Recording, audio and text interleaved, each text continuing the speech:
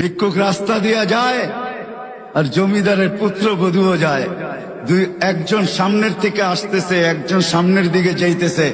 দুইজনের ক্রসিং এর সময় ভিক্ষুকের গায়ের কাদা জমিদারের পুত্রবধূর গায়ে লেগে গেছে। সে দুনিয়া আন্ধার করে ফেলছে, স্বামীকে ডাইকা নিয়ে আসছে, বলছে ভিক্ষুক আমার কাপড় নষ্ট করে দিছে। সে শুধু ভিক্ষুক ছিল না, বৃদ্ধ ছিল। বৃদ্ধ ছিল না শুধু, জীর্ণ ছিল, শীর্ণ ছিল, শরীরে কাপড় ছিল না, ফাটা চিরা কাপড় ছিল, পায়ে জুতা ছিল না, পেটে ভাত ছিল না।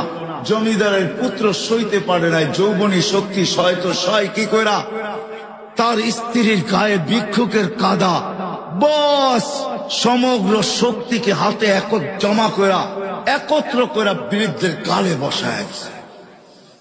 বৃদ্ধ কিচ্ছু বলে নাই, শুধু উপরের দিকে তাকায় দুই তিনটা শব্দ উচ্চারণ করছেন। শব্দগুলা হলো ইয়া মাল্লা তারা হলো ওয়ুন, ও আল্লাহ চোখে দেখা যায় না, ও তারা কুল্লা শাই, তুই সব দেখিস, ফারা তারা মা বি, তুই কি দেখিস না আমার সাথে কি ঘটতেছে, এটা কি দেখিস না? বলতে দেরি যুবক, মরতে দেরি হয় না। জমিদার চলে আসছে, প্রতিশোধ নিবে। বৃদ্ধের একদিকে মুস্কি হাসি, একদিকে বলতেছে প্রেমের খেলা এমনই হয়। জিজ্ঞাসা করছে কিসের প্রেমের খেলা রে? বলছে ওর প্রেমিকার গায়ে আমার কাদা লাগছে, পায়ের কাদা লাগছে, ও সইতে পারে নাই, যৌবনী শক্তি দিয়ে আমার বৃদ্ধ গালে বসায় দিছে। আমাকেও একজন ভালোবাসে, সেও সইতে পারে না, সেও সইতে পারে